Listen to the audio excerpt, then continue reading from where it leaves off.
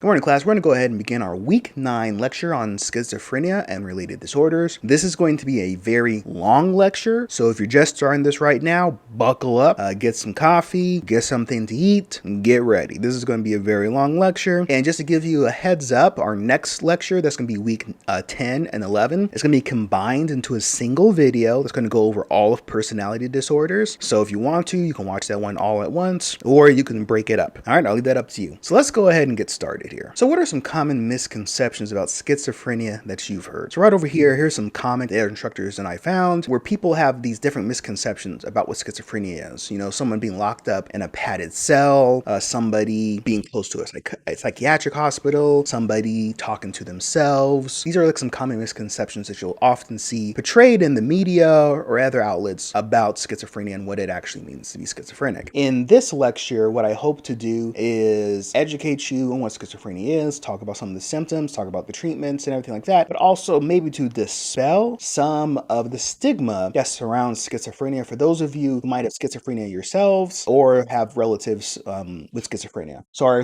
agenda for today is going to be talking about the symptoms, talk a little bit about differential diagnosis, we'll get into the etiology and the course of schizophrenia, talk about epidemiology, and we'll talk about treatments. So over here we have groups of symptoms: positive symptoms, negative symptoms, and disorganized symptoms. So we're going to go through all of these in the following slides. So positive symptoms are going to be things that are normally absent in most people, but are present in the individual with schizophrenia. So in other words, what this means, it is something that is added to the person's experience. So this is going to be like seeing things that aren't there or believing things that are happening that aren't actually happening. So negative symptoms, these are going to be aspects of behavior and social relationships that are normally present, but are absent in this individual with schizophrenia. In other words, this is going to be something that is taking away. So this is going to be aspects of behavior or social relationships that are normally present, but absent in the individual. You see delusions. These are positive symptoms. Most people do not experience delusions. So this is something that is added. Hallucinations, seeing things, hearing things that aren't actually there. Most people don't have hallucinations. This is not a part of normal experience. So this is something that's added to the individual. So right over here we have anhedonia. What is anhedonia? Loss of pleasure. So I used to enjoy this thing, I don't anymore. Blunted or flat affect. That means I'm very monotone, not a lot of expressions, not a lot of emotions. Alogia. This is going to be a lack of speech. So I used to speak a lot, but now I really don't speak. I'm not really saying anything, I'm not responsive. Avolition. So avolition, this is going to be, not moving, a lack of movement, lack of motion. And asociality, this is going to be a lack of connection to other people, a lack of social behaviors. And the last category we have right here is disorganized symptoms. So these disorganized symptoms, these reflect a person's inability to think clearly and respond appropriately. So right over here we have disorganized speech, disorganized behavior, or even catatonic behavior. And we'll get into more about what catatonic behavior is later on. What I will say is this: if you're very interested in catatonic behavior, watch some of the study videos that we have on Compass, and also do a little bit of scholar.google.com searching and gets a more in-depth view on catatonic behavior. So let's get right into it when it comes to positive symptoms. Let's talk about some positive symptoms. Let's start off with these delusions right here. Delusions are false ideas, and these are false beliefs, false ideas that are fixed, and they're not amenable to change in light of conflicting evidence. This is not going to be, oh, I like cookies and cream ice cream. It's not like an opinion. This isn't, oh, Split was better than Mr. Glass. It's not going to be or Glass. It's not going to be like one of those type of things. This is going to be a bizarre type of belief. It's going to be very strange and completely implausible, and it's not going to be understandable or relatable to some kind of in your culture or even to peers within a subculture. This is not derived from ordinary life experiences. So this delusion is going to be very bizarre. So an example of a bizarre delusion is going to be a belief that an outside force has removed your internal organs and replaced them with somebody else's organs without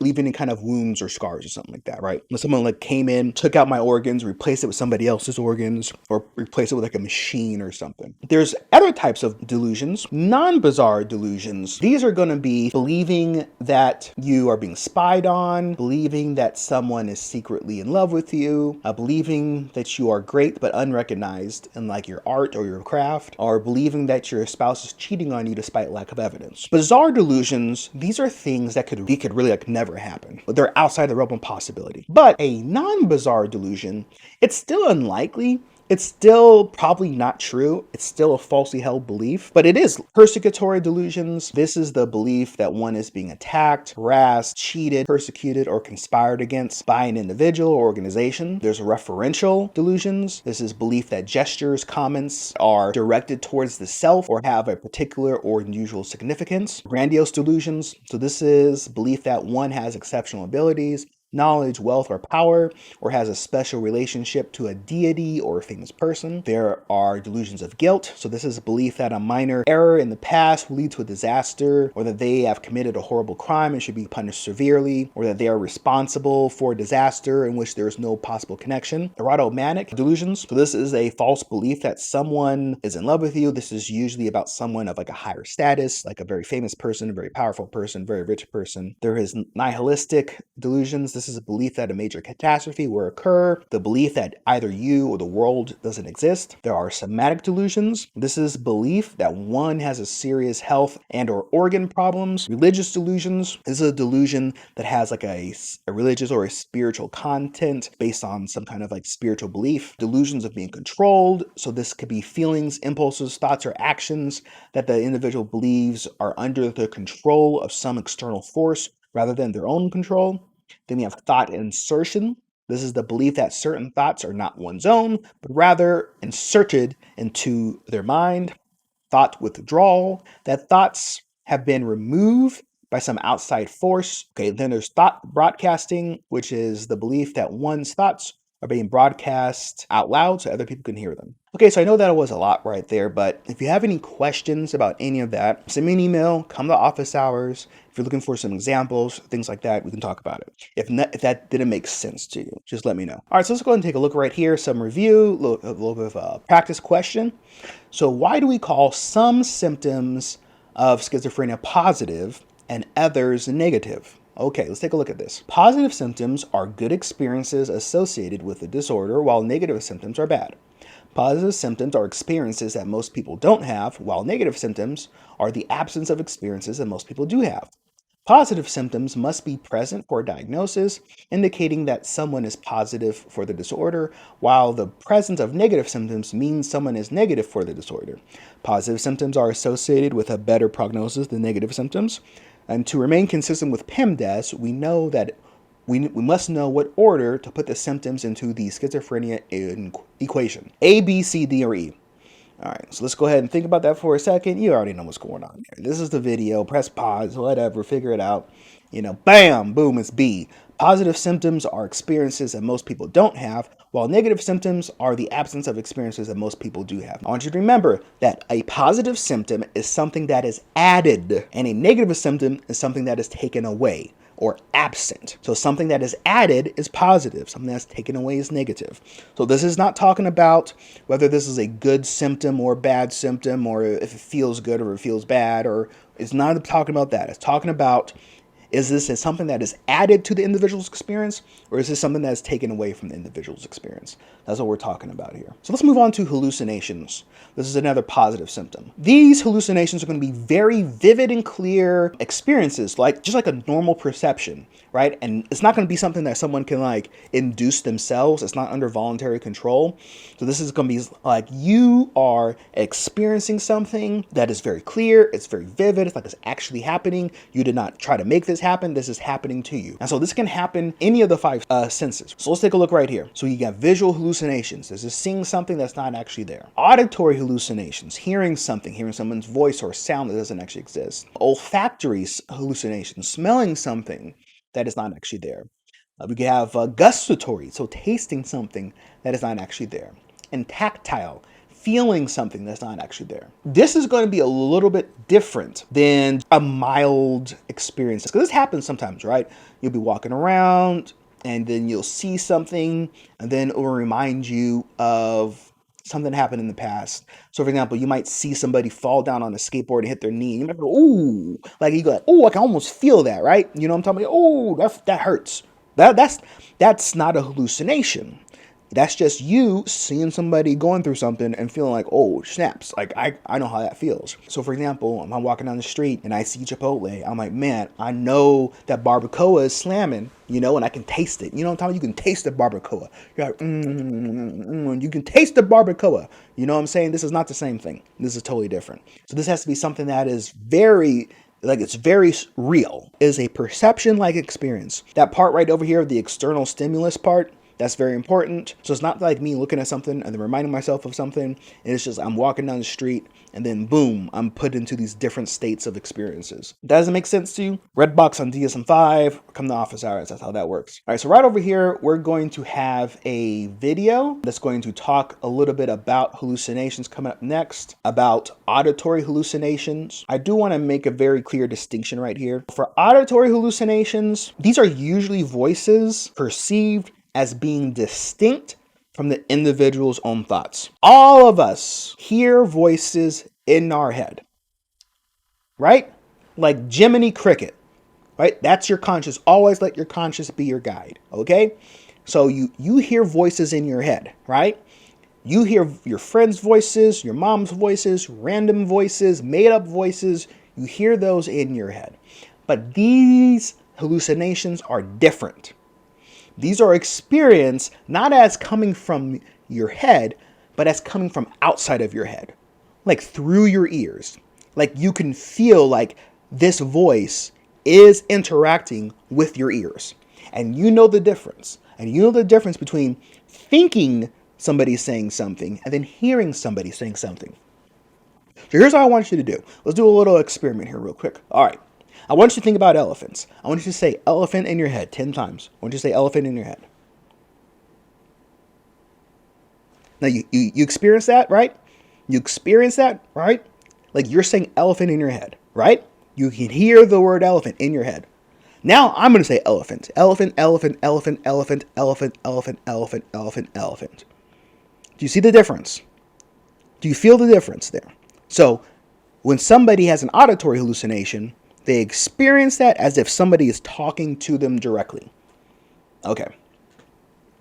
So let's go ahead and watch this video real quick. I'm going to hop out the way and I'll be right back. Hello, my name is Cecilia Miguel, and I'm an astronomy and astrophysics major here at Penn State, and the founder and president of the Penn State Pulsar Search Collaboratory. In high school, I was lucky enough to have co-discovered a pulsar through the Pulsar Search Collaboratory. A pulsar is a super dense neutron star that emits dipole electromagnetic radiation. So basically think of a star much, much larger than our sun, blowing away its outer layers, leaving behind a dense core. That core could be our pulsar. This discovery opened some doors for me, such as helping represent the United States in the International Space Olympics in Russia, and also being a Virginia Aerospace Science and Technology Scholar. I know what you guys must be thinking, what a nerd. Nerd alert! Well, for the longest time, this nerd had a secret that I was too scared and too embarrassed to tell anyone. That secret is that I have schizophrenia. But what is schizophrenia? It's important to think of schizophrenia sort of as an umbrella-like diagnosis. NAMI shows these different symptoms as ways you could diagnose having schizophrenia, such as delusions and hallucinations being sort of the hallmark type of characteristics. But it's very important to know that a person could have schizophrenia and not have delusions and not hallucinate. Each person's story with schizophrenia is unique to their own. Today, I'm going to be talking about my story with schizophrenia. It's been thought of that I've had schizophrenia all of my life, but it became very prevalent my junior year of high school and then just snowballed into college. February of 2014, my freshman year of college, my life changed when I tried to take my own life through suicide. Why, you ask? Because my life had become a waking nightmare. The following images have been edited using Microsoft Artistic Effects because they are just too triggering for me. At this time, I had started hallucinating. I started seeing, hearing, and feeling things that weren't there. Everywhere that I went, I was followed around by a clown that looked very similar to the Stephen King's adaptation of It. Everywhere that I went, he would be giggling, taunting me, poking me, and sometimes even biting me. I would also hallucinate spiders, sometimes little spiders, and these are actually the most obtrusive sometimes because we see little spiders in real life, so sometimes this is the only time I ever have difficulty discerning whether it's a hallucination or real life. I'm very good at knowing when I'm hallucinating, and I know that it's a chemical imbalance inside of my head. I don't give these hallucinations even names. I also hallucinate giant spiders, though. One spider in particular comes to mind. It was rather large, leathery skin, dark, black legs, and yellow body. No voice ever came out of its mouth. However, when it moved its legs, the creaking of the legs sounded like young children laughing. It was very disturbing. But it started becoming unbearable when I started hallucinating this girl. She looked sort of like in the movie The Ring. The thing with her is she was able to continue on conversations with herself and would know exactly what to say and when to say to chip away at my insecurities. But worse was she would also carry a knife around with her, and she would stab me, sometimes in the face.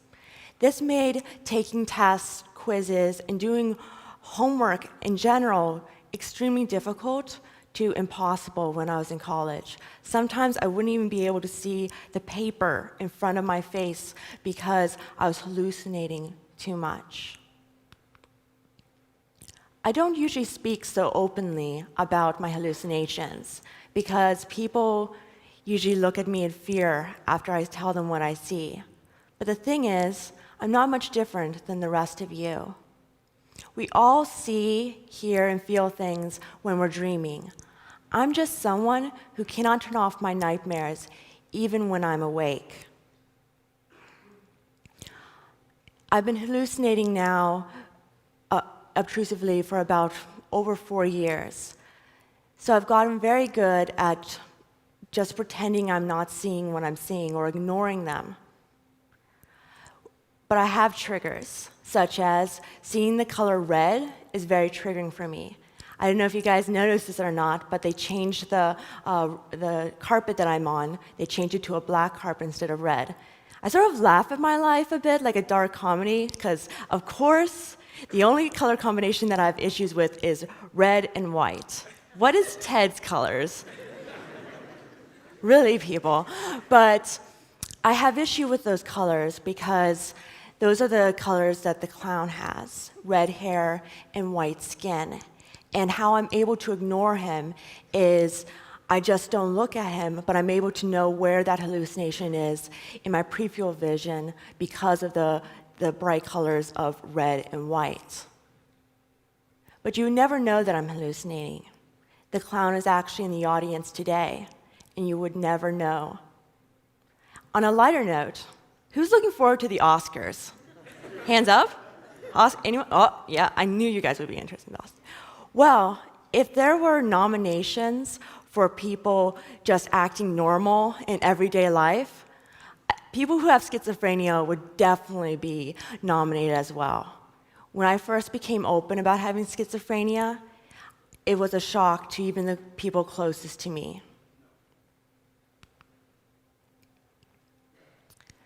It took me 8 months after my suicide attempt to finally get the treatment that I needed. I didn't even have the diagnosis of schizophrenia. And because of that, what kept me from getting help were conversations like these. I remember very distinctly within that time on the phone with my mother. I would tell my mom, "Mom, I'm sick. I'm seeing things that aren't there. I need medicine. I need to talk to a doctor." Her response? No, no, no, no. You can't tell anyone about this. This can't be on our medical history. Think of your sisters. Think of your sisters' futures. People are going to think that you're crazy, people are going to think you're dangerous, and you won't be able to get a job. What I say to that now is don't let anyone convince you to not get medical help. It's not worth it. It is your choice, and it is also your right. Getting medical help was the best decision that I've ever made, and I am confident that I would not be here today if I didn't get the proper medical help. This led into my first hospitalization. I've been in the psych ward 4 times now within the past 2 years, 2-ish years. But I still was not open about having schizophrenia until my second hospitalization because the police were involved. One evening, I realized I needed to check myself back in the hospital because I needed some changes in my medication. So I admitted myself into the emergency room. I talked to the doctors. They said, okay, let's fix the meds. You can stay here overnight. It was all good. After the hospital, the brief one-night hospital stay, I came back to my dorm here at Penn State, and to very concerned roommates, which I understand why they were concerned. If I was in their shoes, I would have been concerned as well. But also the RA and a can-help person. We all talked, and we decided that I needed to have another psych ward stay. And I was okay on going. I wasn't at all refusing, and I was willing to go. But what happened next was inexcusable. They brought police officers into my dorm room in front of my roommates. They patted me down, and I had to convince them not to put handcuffs on me. They then escorted me into a police car that was parked on the road next to one of our most common dining commons, Redifer, where friends were passing by and seeing me put into a police car. By that time, when I came back, the cat was out of the bag. People knew something was up, so I had to set the story straight. I opened up about my schizophrenia through a blog, but I posted all my blog posts on Facebook. And I was amazed about how much support that was out there. And I also realized that there were so many other people just like me. I was actually amazed. A few of my friends opened up to me that they had schizophrenia. Now, I am dedicated to be a mental health advocate. I'm not going to wallow in self-pity about my diagnosis. Instead, I'm going to use it as a common denominator so it could help other people who have schizophrenia. And I am not going to rest until anyone who has schizophrenia worldwide is not afraid to say the words, I have schizophrenia. Because it's okay to have schizophrenia. It really is. Because 1.1% of the world's population over the age of 18 has some sort of form of schizophrenia. That is 51 million people worldwide and 2.4 million people in the United States alone. But there's a problem. Because 1 out of 10 people who have schizophrenia take their own life through suicide. Another 4 out of 10 attempt suicide at least once. I fall into that statistic. You would think that there would already be a nonprofit focused on empowering college students who have schizophrenia, especially since the peak age to have a schizophrenic break is early adulthood, the same age range as a typical college student. But there isn't. There is no nonprofit in the entire United States focused on that. And a general nonprofit focus on mental health in general is not enough, because even in the mental health community, schizophrenia is shied away from. because it makes people feel uncomfortable. That is why I have decided to found the nonprofit Students with Schizophrenia, where we will empower college students and get them the resources that they need so they could stay in college and be successful. Because you could be successful and also have schizophrenia. We need to change the face of schizophrenia because the representation currently is inaccurate.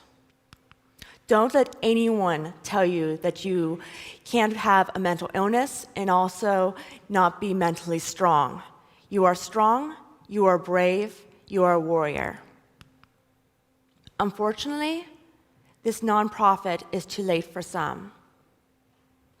Since I've become open about having schizophrenia, I am asked to come into different classrooms here at Penn State and talk to the class about my experience having schizophrenia. One class stands out in particular. Earlier in the semester, one of the students opened up to the class that she had schizophrenia. I commend her for her bravery.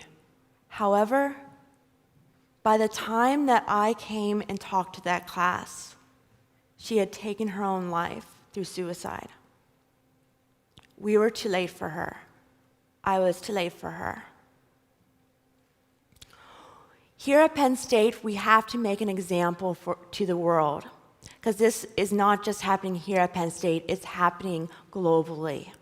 But here at Penn State, we have to show that we are here for our students, we are talking about mental health, and we are not afraid to talk about schizophrenia. My name is Cecilia McGow. I have schizophrenia. And I am not a monster. Thank you.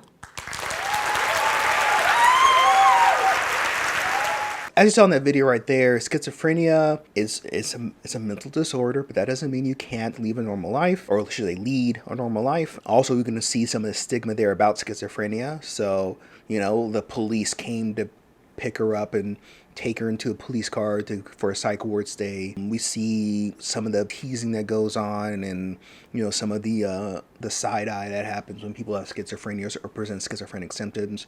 We also heard a little bit about the media portrayal of schizophrenia and how it's not really accurate, and how people try to label schizophrenics as monsters and things like that, or call people psycho killers. You ever heard that term, psycho killer? What do you think that's talking about? So it's talking about people with psychosis. That's what it's talking about. And so there's a lot of ways that we further along these mental health, stigmas of mental health without even thinking about it. So I challenge you to watch that video, maybe watch it again, maybe look at some other personal statements or personal narratives about schizophrenia, and try to think about where in your life you might have had some of these not so good beliefs. Really examine yourself, really dig deep, and then think about it. Don't just take this like as a class. Take this as a way for you to think about yourself as a person. Here we have the negative symptoms associated with schizophrenia. A good way to look at this is with a little bit of a mnemonic. I think this is a mnemonic. I don't know. You know what I'm talking about. The 5 A's. We have avolition, affect, anhedonia, alogia, and asociality. Those would be the 5 A's of negative symptoms for schizophrenia. Let's go ahead and take a look at all 5 of these, but I do want to highlight one thing before we get started, that the 2 negative symptoms that are the most prominent in schizophrenia are going to be blunted flat affect and avolition. This is particularly dominant in schizophrenia. Let's look at avolition real quick here. So avolition is the lack of willpower or volition to initiate and persist in goal-directed activities.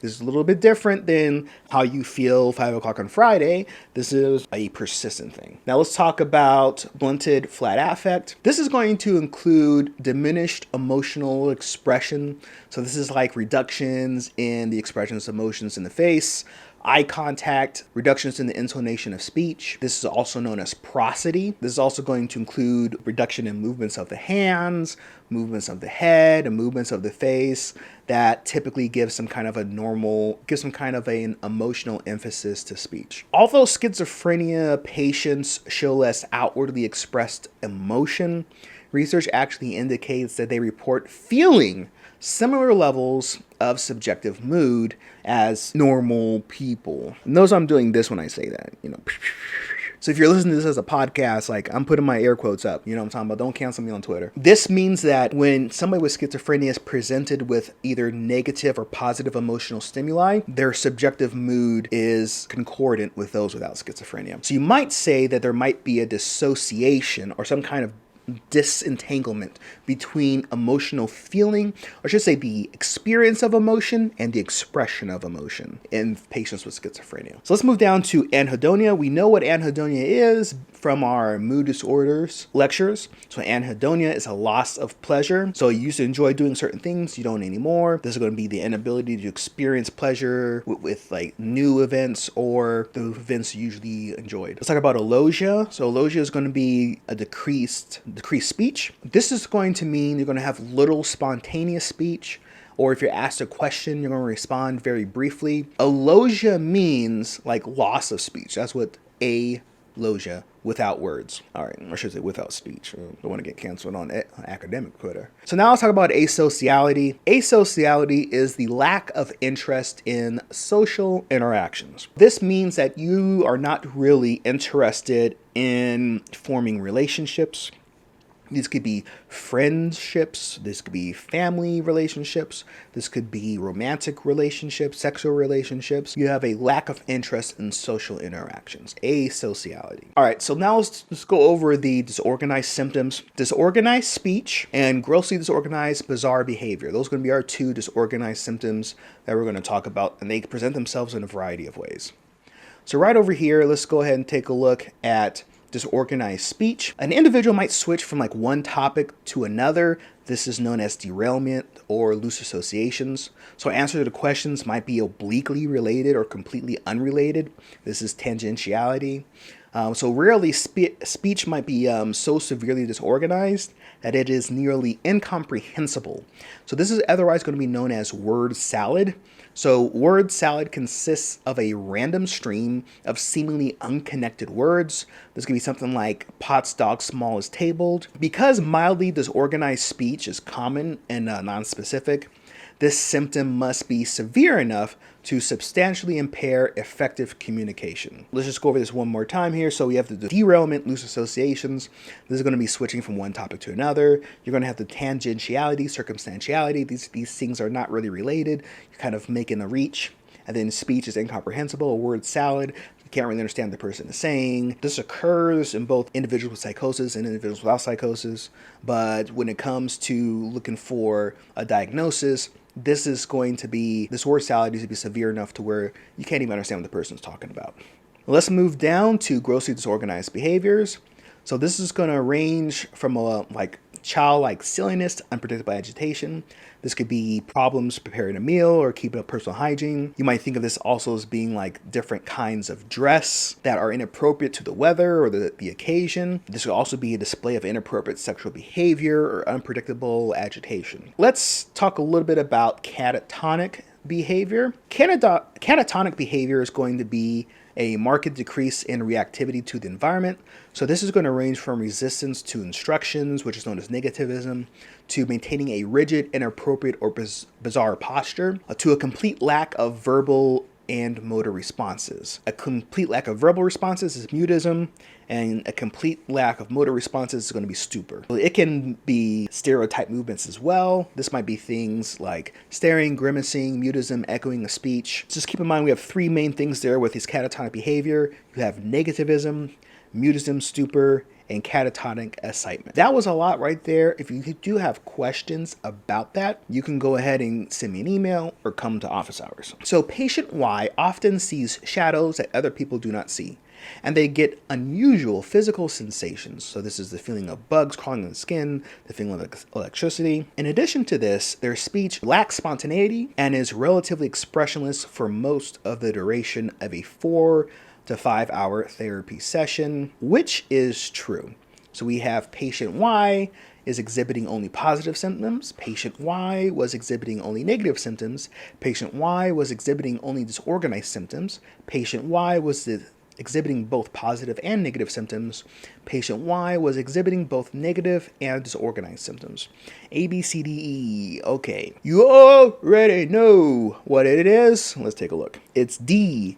Patient Y was exhibiting both positive and negative symptoms. The positive symptoms would be the hallucinations. There's visual hallucinations here, also somatic hallucinations right here. We have the seeing the shadows and the bugs crawling on the skin and electricity. Here we also see that there is a lack of speech, alogia, so that is a negative symptom. So patient Y was exhibiting both positive and negative symptoms. So right over here, we have a continuum of psychosis. We all experience these types of symptoms, these types of behaviors from time to time. There might be periods of time when you are not speaking very much. There might be periods of time where you are very lethargic. And there's periods of time where, you might dress inappropriately. When I say inappropriate, I mean like inappropriate to the occasion or inappropriate to the weather, not like making kind of moral judgment there. This continuum here where we go from behavior that is within cultural norms to behavior that goes fully psychotic. And as we see right here, you can exist anywhere along this continuum. Just because you are not fully psychotic doesn't mean that you don't have distress. So you can still have distress with lower or attenuated subthreshold psychosis. So as I've tried to say repeatedly, subthreshold number and levels of symptoms can still cause significant distress and impairment. So just because you don't meet diagnostic criteria doesn't necessarily mean that you are unbothered. So go ahead and press pause right here, look through it, read through it. Have any questions on this, send me an email. All right, so right over here, let's talk a little bit about an example of the psychosis continuum. Let's talk about ghosts. I ain't afraid of no ghosts. Dun, dun, dun, dun. Oh, I just got demonetized. Okay, so we can have things about cultural considerations for ghosts. Your reactions to ghosts are within cultural norms. You saw a ghost one time. You thought it was a loved one who had recently passed, so you felt comforted. There's no change on your behavior, and this is consistent with your family's beliefs, right? So right over here, this is within the cultural norms. So there's no distress. This is infrequent or rare. There is no effect on your behavior or functioning. It's consistent with your cultural beliefs. So let's think about that for a second, right? Think about your cultural beliefs, whether that's ethnic identity, religion, national origin, whatever it is. Think about the conceptualization of ghosts. I saw my guardian angel, or, the saint or the deity that I pray to came and visited me, and that was cool, and I just kept it pushing. So then over here, now things get a little more serious. The next step up might be something where the frequency is has been increased. Maybe there's some distress involved with this experience, or it begins to bother other people, starting to feel a little weird about it, but you're still questioning reality. Once again, not really a lot of a big effect on your behavior. This is where you're seeing ghosts, maybe a few times a month. You're not sure why. You don't think it's real, but you're starting to get scared, a little bit nervous, it's getting harder to fall asleep, and this is not consistent with your family's beliefs. Then you could have the next step up is going to be increase from weekly to daily. So there's a lot more distress going on. This starts to feel real to you because this keeps happening. You're wrapped up in your covers talking about I see dead people, but you're not really convinced that this is real, but it's starting to seem a lot more real to you. So this could be starting to affect your behavior and impact your functioning. So right over here, we have this good example. Now, a few times a week, you're seeing somebody feel like maybe it's the dead trying to communicate with you. You're very scared. This is very disturbing to you. Or on the flip side, you're thinking that, hey, man, I've been taking my vitamins, eating my Wheaties. Now I have this special gift. And, I can communicate with ghosts. I can help guide them to the spirit world. I just saw Ouija Origin and Evil last night, and this is happening all over time with the Ouija board and all that stuff. Maybe that's you. Maybe you're communicating with the dead, and just make sure you say goodbye and don't do it in the graveyard. Now you're staying awake, trying to see ghosts, trying to talk to them, and this is not consistent with your family's beliefs. So you see here the changes in the behavior where now you're starting to feel like this is something that's really going on. So now over here, if we move on to full-blown psychosis, we see that this is causing significant distress and impairment. The frequency is almost constant. You are convinced that it is real. There are drastic changes to your behavior, and you are impaired in functioning. So right over here, you might see ghosts regularly, on the regs, daily, rightly, nightly, seeing them ghosts, and you believe the dead are trying to communicate with you. You believe that, that you are some kind of spirit conduit. You are extremely terrified of what's going on. On the flip side, you can think that that whole spirit conduit thing is a gift, and you're communicating with the ghosts day and night, day and night, and then you're very distracted at work or in school. You're always seeing ghosts. You're always talking to ghosts. You're seeing it's like that movie It Follows. You're looking down the hallway. The ghost is walking towards you. No one else can see the ghost, but the ghost keeps moving towards you. Your family's concerned. Your coworkers are concerned. Your loved ones are concerned about you, but you're convinced this is real. You've lost touch with reality. You're no longer doing reality testing. You're no longer checking to see what's real or what's not. You're convinced that these ghosts are going to come get you. That doesn't make sense. If you need more examples, come to office hours or send me an email. So let's talk about the diagnostic criteria for schizophrenia. Okay, criterion A, you need 2 or more of the following to be present for a significant portion of time during a 1-month period or less if you are successfully treated, and at least one of these must be one of the first 3 symptoms. 2 or more symptoms, and one of them must be one of the first 3 symptoms. So that is delusions, hallucinations, disorganized speech. So if I say you need delusions, hallucinations, and disorganized speech, that's going to be wrong. You need one of those. Can you have delusions and hallucinations? Yes. Can you have hallucinations and disorganized speech? Yes. Can you have delusions and disorganized speech? Yes. All right. Can you have disorganized speech and grossly disorganized or catatonic behavior? Yes. Can you have delusions and negative symptoms? Yes. That's still going to be that'll be criteria. Can you have grossly disorganized or catatonic behavior and negative symptoms? No, right? Because you need at least 1, 2, or 3, right? At the same time. Okay, that's going to be criterion A. That makes sense. Read the slide. Go to DSM-5, red box DSM-5. So criterion B, the level of functioning in one or more areas of life, this is going to be work, relationships, or like your self-hygiene, is going to be markedly below the level achieved prior to onset. So this means that all of a sudden, I am not able to take care of myself. So here's why here's why you have to think about the level of achievement prior to onset, because some people might have a lower baseline functioning of the ability to maintain relationships, take care of themselves, right? It might already be lower. And so you want to compare it to before this episode starts. You want to see a precipitous decline. So it's not like, hey, this guy really can't take care of himself. Well, obviously, he's never taken care of himself. So this is going to be the distinction there. And then criterion C, you're going to have continuous signs of the disturbance persistent for at least 6 months. This 6-month period must include at least 1 month of symptoms or less if it's successfully treated that meet criterion A, so that's the active phase symptoms, and may include periods of prodromal or residual symptoms. So during these periods, the signs of the disturbance may be manifested by only negative symptoms or by 2 or more symptoms listed in criterion A, present in an attenuated form. This could be odd beliefs, unusual perceptual experiences. Go on to the online DSM-5. Check out that red box. It's going to help you out. So now we're going to talk a little bit about the prodromal phase and the residual phase. So during the active phase, the person has significant impairment in one or more areas of social and occupational functioning like work, interpersonal relationships, or self-care. So let's look at the prodromal phase. So this precedes the active phase of schizophrenia and is marked by an obvious deterioration in role functioning. So prodromal signs and symptoms are less dramatic than those seen in the active phase of the disorder. And it can be difficult to tell whether someone is in the prodromal phase until after they've transitioned into an active phase. But researchers are still working to better identify an individual during the prodromal phase, like to try to help prevent this transition to the active phase. And then there's a residual phase. In the residual phase, this follows the active phase of schizophrenia. At this point, the psychotic symptoms have improved, but the person continues to be impaired in various ways. So, for example, negative symptoms may be more pronounced during this phase. So during the entire disturbance, there's always going to be some impairment in functioning, like holding down a job, staying in school, and social functioning. There's 3 specifiers: mild, moderate, and severe.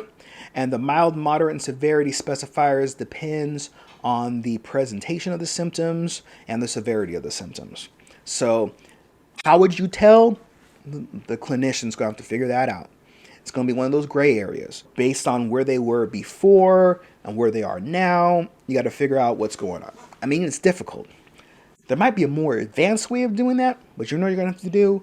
Go to the DSM-5, look it up. What do you want me to say? Oh. So let's do a little bit of review. So for a diagnosis of schizophrenia, someone must A, have 2 of the required 5 symptoms, B, have at least a 6-month period total containing the prodromal, or which has a 1-month active phase and residual phase, C, have delusions and or hallucinations, D, display intense paranoia that other people are out to get them, or E, all of the above. There we go. Okay, I'm going to drink this coffee. Go ahead and figure out for yourself. All right, boom, boom, boom, boom, boom. Let's go. All right, B, have at least a 6-month period total containing a prodromal, active phase, and residual phase. Okay. And you're like, Walter, what about A? What? Have any two?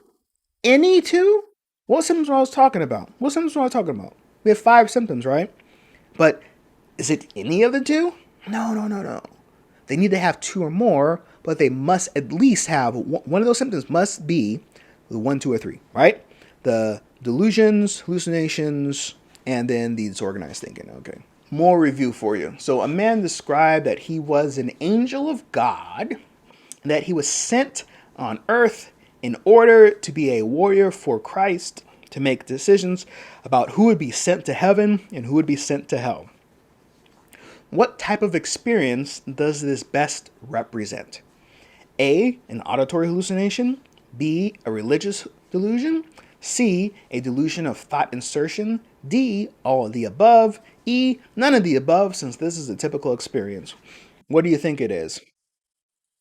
Boom! B, a religious delusion. All right. If this is confusing to you, email office hours. All right, there we go.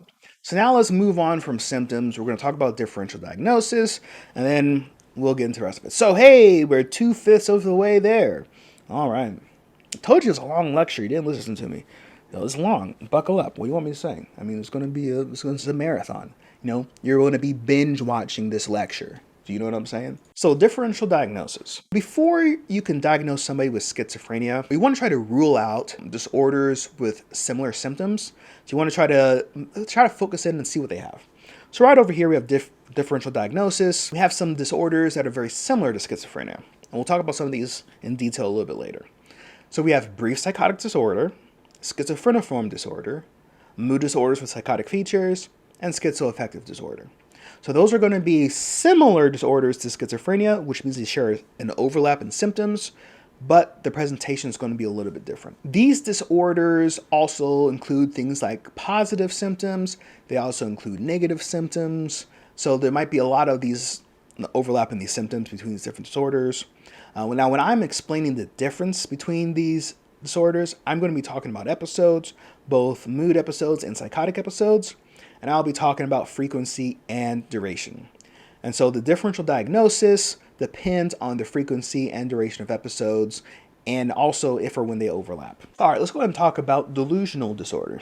So delusional disorder, individual with delusional disorder can never meet full criteria for schizophrenia. An individual with delusional disorder is going to have non-bizarre delusions. So these non-bizarre delusions are demonstrably incorrect beliefs that have persisted for more than 1 month. People with delusional disorder may appear fully functioning when not discussing the delusion. So the prognosis is mixed and tends to have a fluctuating impact on the client's life. So typically, psychosocial functioning is not always greatly impaired, and their general behavior is neither obviously odd or bizarre. So remember that non-bizarre delusions could happen in real life. So let's think about some examples of this. All right, believing that you are being spied. So this is actually something that could happen in real life. If you have an iPhone or use Facebook, you can definitely be spied on. Thinking that someone is secretly in love with you, this is totally possible. Is this probable? Not really, but it's complete within the realm of possibility. That you have great or an unrecognized artistic talent, this is possible, but is it probable? Who knows? But it is something that could happen in real life. That your spouse is cheating on you despite lack of evidence, this is possible as well, but you don't really know. So remember that when we're looking at delusional disorder, this is The kind of dysfunction that you have here, the kind of symptoms you're experiencing, are purely going to be non-bizarre delusions. So things like hallucinations, disorganized behavior, and negative symptoms are going to be largely absent. I should say disorganized symptoms are going to be largely absent in delusional disorder. All right, so right over here, we have schizophrenia, schizophreniform, and brief psychotic disorder. Brief psychotic disorder can last a day to a month, and this might be triggered by some sort of stressful event. Schizophreniform disorder lasts between 1 month and 6 months, and schizophrenia lasts at least 6 months. And remember, with schizophrenia, the active phase has to be at least 1 month. For schizophreniform and brief psychotic disorders, these are just two disorders that do not meet the minimum 6-month duration for schizophrenia. This is so if you look at somebody who's having like schizophrenia-like symptoms, but these haven't been going on for a long time, you might be looking at schizophreniform or brief psychotic disorders. Let's focus in on schizophreniform a little more. So schizophreniform disorder is a psychotic disorder characterized by symptoms that meet all the criteria for schizophrenia, except the symptoms have been present for only 1 to 6 months, and daily functioning may or may not have declined over that period of time. So there may or may not be a decrease in daily functioning. And if symptoms last 6 months, then you are upgraded to a diagnosis of schizophrenia. So brief psychotic disorder, this is going to be a psychotic disorder characterized by the sudden onset of positive or disorganized symptoms that last between a day and a month and are followed by full recovery. So negative symptoms are not present with this disorder. This disorder is marked by intense emotional episodes that make it difficult for the person to function and places the person at risk for suicide. And this disorder has a good prognosis for recovery. If you look at these arrows right here, you'll see I've arranged them by duration. So brief psychotic between 1 and 30 days, schizophreniform 30 to 180 days, schizophrenia more than 180 days. What's 180 days? 180 days is 6 months. Okay, there we go. What's 6 times 30? Come on, kids. Okay. So now let's move on here for a differential diagnosis. So someone with schizophrenia may experience symptoms of depression and mania, but they are relatively brief compared to the entire disorder. So schizoaffective disorder is a psychotic disorder characterized by the presence of both schizophrenia and depressive or manic episodes. More specifically, not only must a person meet criteria for mood episodes, the symptoms that meet criteria for a major mood episode must be present for the majority of the total duration of the active and residual portions of the illness. So in order to know that this is schizoaffective and that the primary diagnosis focuses on the psychotic features of the disorder, positive symptoms must be present for at least 2 weeks without prominent mood symptoms. In contrast, we compare this to a disorder that has psychotic symptoms, but instead the mood symptoms, that is depressive or manic symptoms, are the most prominent symptoms. So a person might have mood episodes and psychotic symptoms or episodes. But in the case of this diagnosis, the psychotic symptoms must occur in the context of a major mood episode. So here's a little bit of a graph. If that prior slide doesn't make sense to you or didn't make sense to you, and if this graph doesn't make sense to you, email office hours. So right over here, the top graph, we have schizophrenia. And as we see, the red are psychotic symptoms, and then the yellow is mood symptoms. So as you see right here, I have a majority psychotic symptoms, and whenever mood symptoms are present, they coincide with the psychotic symptoms. Now let's move down. You'll see that I have schizoaffective disorder, where I have a majority psychotic symptoms, and then I have mood symptoms that are present at the same time as the psychotic symptoms. But if you'll notice, there are more periods of mood symptoms.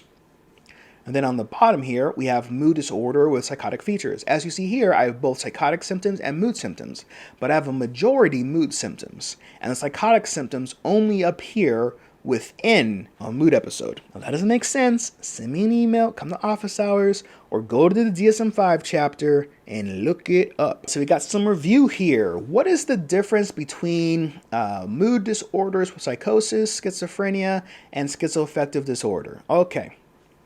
We have 3 disorders here, right? We have mood disorders with psychosis, schizophrenia, and schizoaffective disorder.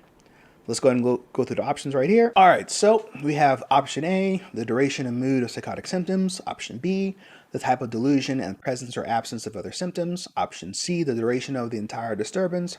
Option D, the number and frequency of psychotic symptoms. Option E, there are no differences. All right, so there we go. We'll go ahead and see what the answer is.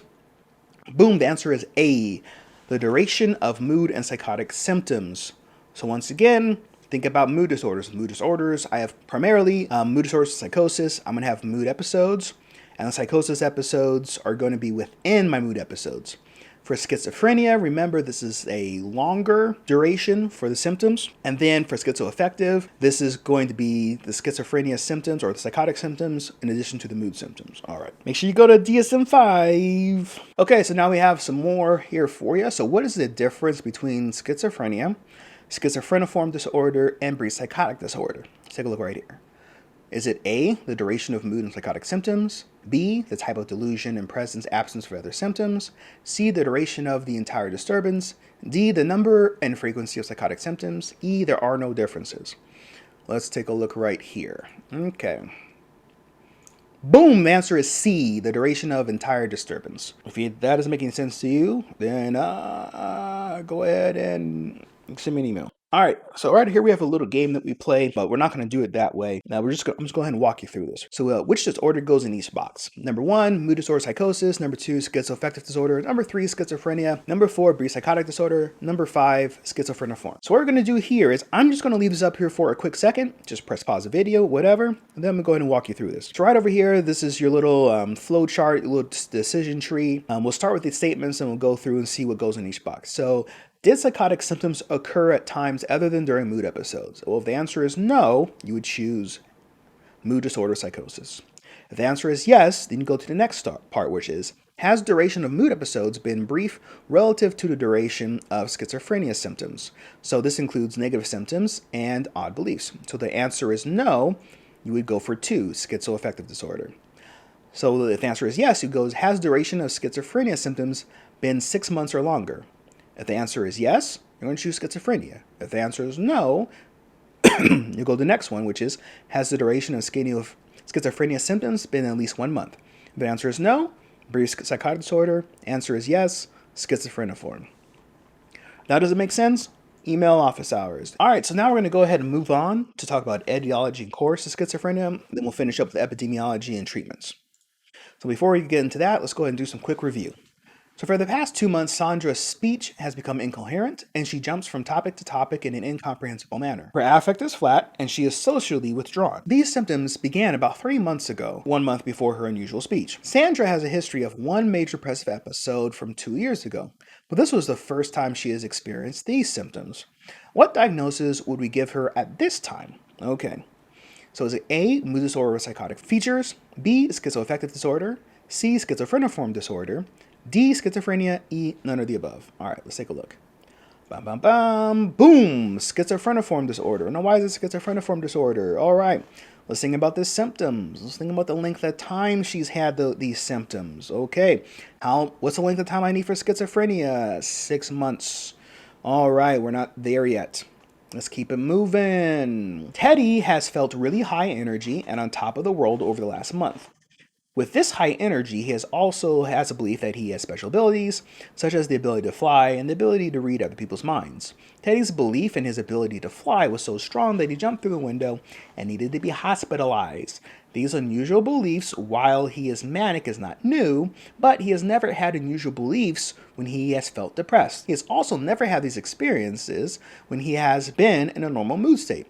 What diagnosis does Teddy likely have? Okay. A, mood disorder psychotic features. B, schizoaffective disorder. C, schizophreniform disorder. D, schizophrenia. E, none of the above. You already know what I'm going to do. It's A, mood disorder psychotic features. That's because he has these psychotic features. He doesn't have them unless they're compared with a mood disorder or a mood episode. And it looks like for a while here, he's had some issues, okay?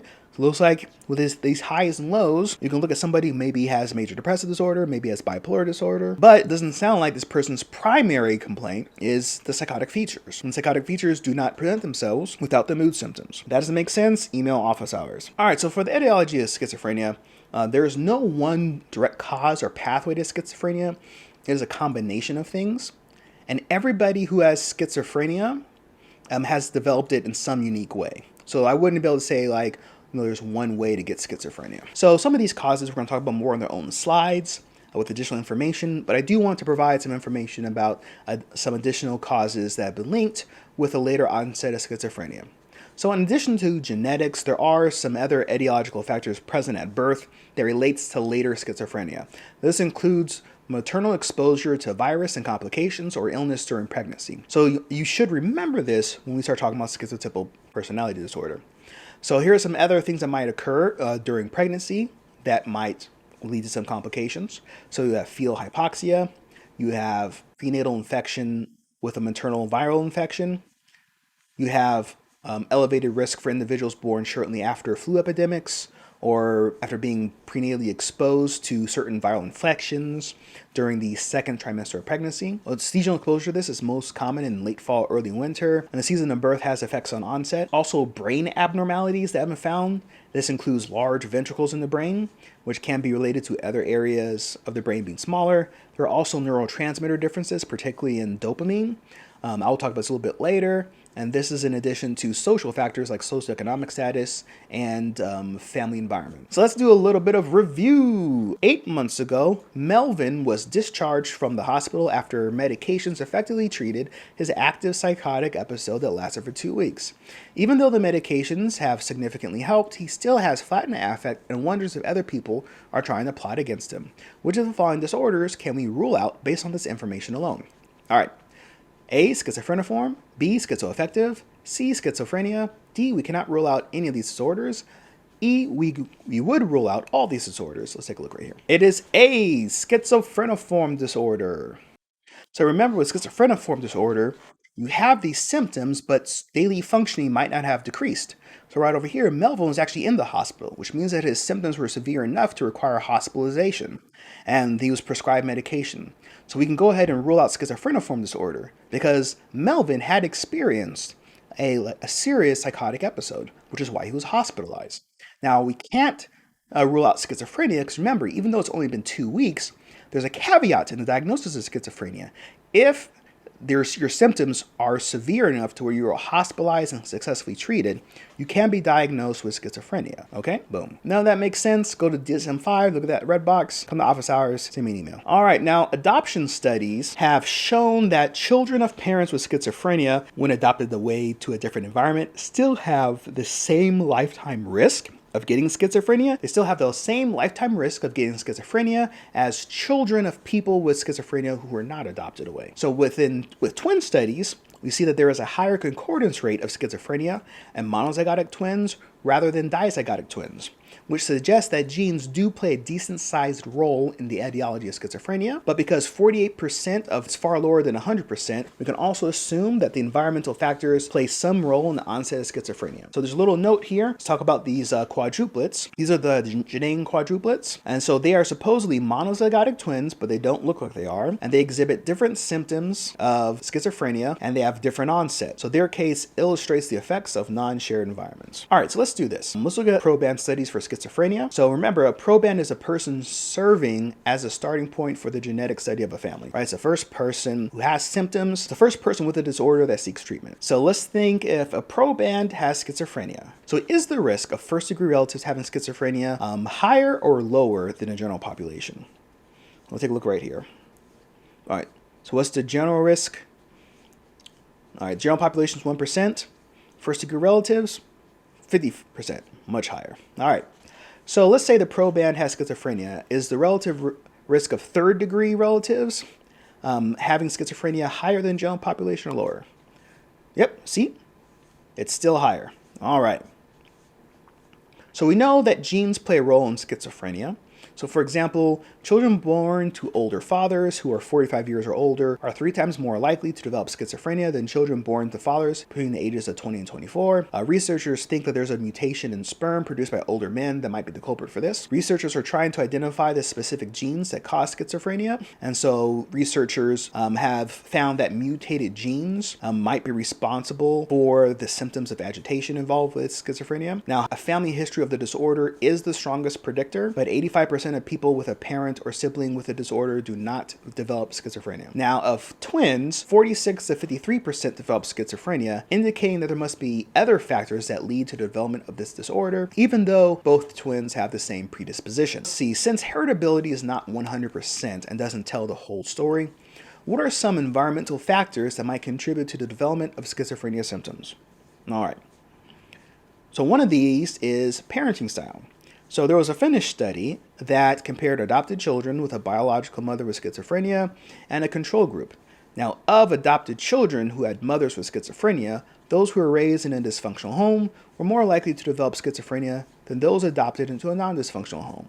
Thus, quality parenting seems to protect children from developing schizophrenia. Let's talk about neurotransmitters for a second. Dopamine has been associated with schizophrenia. So studies have found that low numbers of dopamine receptors in frontal lobes and the increased production of dopamine are both associated with risks for schizophrenia. Antipsychotic drugs that are prescribed to individuals with schizophrenia target dopamine and they block postsynaptic dopamine receptors. The dopamine hypothesis is the view that schizophrenia arises from an overproduction of dopamine or an increase in the number or sensitivity of dopamine receptors. And this triggers unrelated thoughts, feelings, and perceptions. So delusions are an attempt to organize these unrelated thoughts. Support for this hypothesis comes from research on dopamine-reducing medications, which decrease the positive symptoms, and also from studies on people without schizophrenia who take LSD and report schizophrenia-like symptoms. Dopamine affects and is affected by other neurotransmitters. There are several other neurotransmitters that play an important role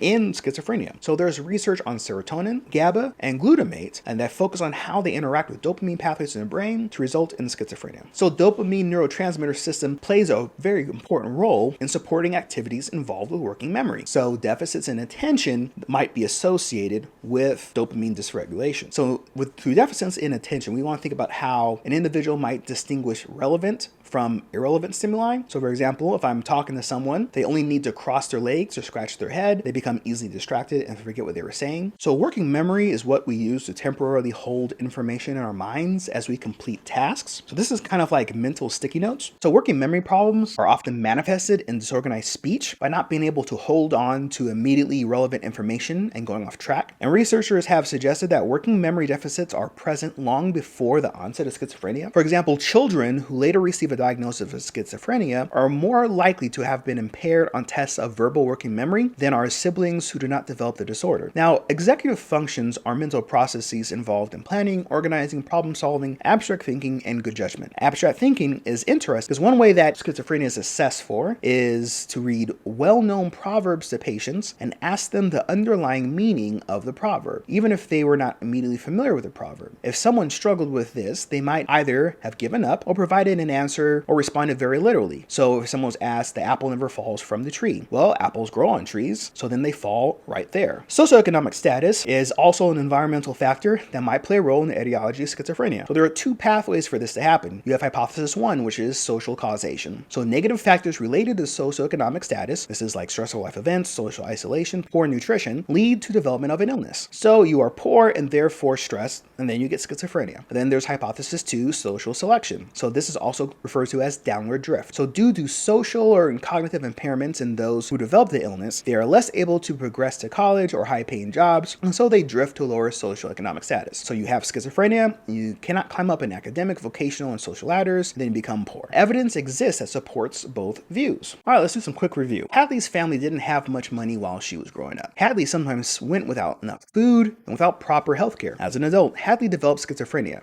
Hadley's case could potentially provide support for which etiological hypothesis for schizophrenia? A, the dopamine hypothesis, B, the social selection hypothesis, C, the executive function hypothesis, D, the social causation hypothesis, or E, the null hypothesis? The correct answer is D, the social causation hypothesis. So now we're going to go to epidemiology, then we're going to finish up with treatments for schizophrenia. Schizophrenia is rare but disabling. And schizophrenia has a high comorbidity with substance use disorders. 60% of those with schizophrenia have some substance use problem that is not related to tobacco. Now, when we look at the prevalence of schizophrenia, less than 1% of the population will develop schizophrenia at some point in their lives. In developed nations, schizophrenia is one of the top 5 causes of disability. So in the United States, about 5% of people with schizophrenia are homeless and 6% are in jail or prison. The course of schizophrenia varies widely. There's generally a slow, gradual development of various symptoms, and not everyone with schizophrenia will deteriorate and function over time. So some people will have exacerbations and remissions, and others are going to remain chronically ill. In terms of long-term prognoses for individuals with schizophrenia, 1/3 improve, 1/3 stay the same, and about 1/3 become disabled. So females are equally likely as males to be affected by schizophrenia. However, there are some sex differences that do exist. So males have an earlier age of onset, which is typically between the ages of 18 and 25, whereas the onset for females is a little bit later. Now, females typically have a good pre-morbid social functioning. In other words, their social functioning prior to the onset of schizophrenia tends to be very good, and they have a better response to treatment, whereas males often have poor pre-morbid social functioning and more chronic course of illness. Now, males typically have more negative symptoms, whereas females typically experience more positive symptoms, such as hallucinations and paranoia, and they express more outward emotion compared to males with schizophrenia. Now, the course of schizophrenia for males is often more chronic than the course for females, and males typically have a poorer response to treatment than females. So now's a little bit of a quick review right here for you. So which statement is true about sex differences in schizophrenia? A, males are twice as likely as females to develop schizophrenia. B, females have an earlier age of onset of schizophrenia than males. Lifetime prevalence rates of schizophrenia are the same in males and females. Females display more negative symptoms of schizophrenia than males. Toxic masculinity causes males to overreport symptoms of schizophrenia. All right, which one is it? A, B, C, or D, or E? Ooh, boom, there we go. It is C. Lifetime prevalence rates of schizophrenia are the same in males and females. All righty, don't let me trick you there. So before we move on, which one of the following statements do you believe about schizophrenia? All right, which one do you believe is the most true? Most people with schizophrenia end up homeless. Most people with schizophrenia are violent. People with schizophrenia are at high risk of suicide. I believe all of these are equally true about schizophrenia. I believe none of these are true about schizophrenia. This is just, what do you believe? What have you heard? What have you been told? So right here has some numbers. We have about 2.5 million Americans with schizophrenia. We often have a stereotype that people with schizophrenia always end up homeless. While this is a reality for many individuals with this disorder, it is not the only outcome. So more than half are either able to live independently, and this actually includes living with themselves, a family member, or a spouse, or living with a close relative. So we see that about 135,000 are incarcerated, 165,000 are in nursing home, 100,000 are hospitalized, 100,000 are homeless or in a shelter, 750,000 are living independently, 550,000 are living with a relative, and 400,000 are living in supervised group homes. There's a variety of outcomes for what might happen with an individual who has schizophrenia. Now, schizophrenia exists across cultures in relatively similar rates. However, within cultures, people in certain urban areas or of lower socioeconomic classes and those who are Black are more likely to develop schizophrenia. And this could be from situations that they're living in, but also the overdiagnoses of schizophrenia in certain populations. So with suicide, 10 to 15% of people who have schizophrenia die by suicide, which places those with the disorder at a higher risk of death by suicide than other people. The paranoid subtype is the subtype with the highest rate of suicide. Risk factors for suicide include awareness of symptoms and effects, few negative symptoms, and pronounced positive symptoms. Cognitive deficits, particularly in executive functioning, may be related to poor judgment, which might explain some of the increased deaths by suicide. So risk factors for violence include the male sex, comorbid substance abuse, medication noncompliance, and criminal or psychopathic history. So less than 10% of violent acts are caused by people with schizophrenia, and most of those that commit those violent acts also abuse drugs and alcohol. So people with a psychotic disorder are 20% more likely to be victims of violence. So why do you think this might be? Well, it could be because of some of the symptoms could cause individuals to get into more arguments. Some of their behaviors might be deemed as disrespectful. This might lead to more problems. And then when we look at race and ethnicity, African Americans are twice as likely to be diagnosed with schizophrenia, especially if you're an African American male. So now we're going to go ahead and talk about treatment. This is going to be our final segment here. So for treatments, let's first talk about antipsychotic medications. Older antipsychotics were made to target dopamine receptors. This worked well for positive symptoms, and it was somewhat effective effective for about 75% of patients. However, these did induce side effects resembling Parkinson's disease. So you'd have extrapyramidal symptoms, you have tremors, agitation, voluntary posturing, motor rigidity, and inertia. You would have tardive dyskinesia. This is involuntary movements of the mouth and face, like lip puckering, chewing, and spasmodic body movements. And some of these older antipsychotics, Thorazine and Halidol. Thorazine was first, and it blocked dopamine, which decreased the positive symptoms. Tardive dyskinesia did not actually go away after getting off medications. The effects of tardive dyskinesia could be reduced by other medications. So those are 25% relapse on traditional drugs versus 65 to 80% of those who weren't on drugs. So by relapse, we mean relapse into psychotic symptoms. So there's a lower rate of relapse, which means that the medication was effective. So when you think about medication compliance, we see that medication is actually very important. Only 40% of individuals relapse if they continue the medication, and 60 to 75% will relapse if they discontinue the medication. And this is within the first year after being prescribed the medication. So at a 2-year interval, even in the best case scenario, those who do not use or do not continue the medication will relapse. So newer studies actually debate whether antipsychotics are better at treating negative symptoms. So for example, we think about some of the side effects that like clozapine might have, which has like a 1% chance of lethal blood condition. Also, some effects on other neurotransmitters like serotonin and norepinephrine. Relapse rates are high if medication stops, and some relapse occurs even if medication is continued. And patients are more compliant with these newer antipsychotics as compared to the older antipsychotics due to less side effects and less motor problems. One of the side effects is weight gain and obesity. These newer antipsychotics are typically called atypical antipsychotics, and they induce less of the Parkinson-like symptoms. And studies debate whether or not these are better at treating negative symptoms. So these kind of medications include clozapine, risperidol, Zyprexa, and Seroquel. Some other forms of treatment on schizophrenia involve psychosocial functioning. So although decreasing severity of symptoms in schizophrenia is important, it is not the only treatment consideration. Medication does not meet many of the client's needs, such as improving social competence, improving housing stability, employment, etc. Being able to integrate the patient back into the community through some symptom medicine management skills, daily living skills, and social skills needs to also be considered. So research has suggested teaching families how to cope with schizophrenia can also lessen the likelihood of adverse outcomes. So that is a big goal for psychosocial treatments. The type of treatments available are family therapy, social skills training, vocational rehabilitation, and assertive community training. Assertive community training, or ACT, is a community-based treatment program that combines education, support, skills training, rehabilitation, and medication dispersal. The goal is to keep seriously disordered patients in the community and decrease the need for hospitalization. So from a publication by Gerber and Prince in 1999, they gave an example of the goals of ACT. In addition to addressing clinical symptoms, the teams support clients in activities of daily living such as shopping, cooking, personal hygiene, budgeting, and transportation. Team members help clients use their time constructively in leisure, vocational, and social pursuits. Families and community agencies with which clients are involved receive team support. Funds are available to help the team prevent unnecessary admissions to the hospital, and funds are used for emergency housing, groceries, and clothing. With ACT outcomes, you usually get a reduced rate of hospitalization,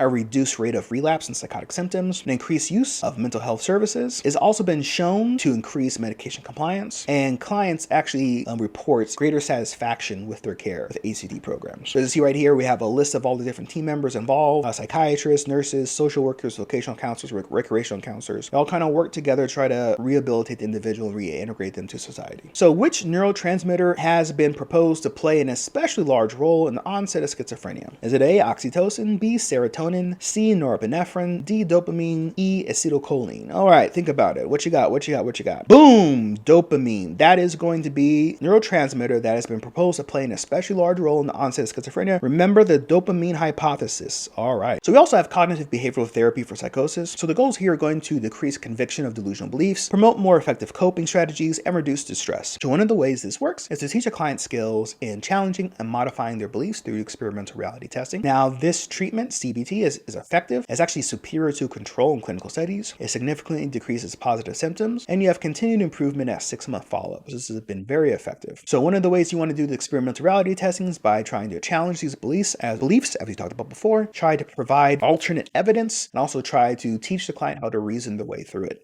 And there we go. That's the end of this lecture. You have questions, go ahead and send me an email wjv3@illinois.edu. That's it. That's going to be the end of this lecture. All right. Have a good one.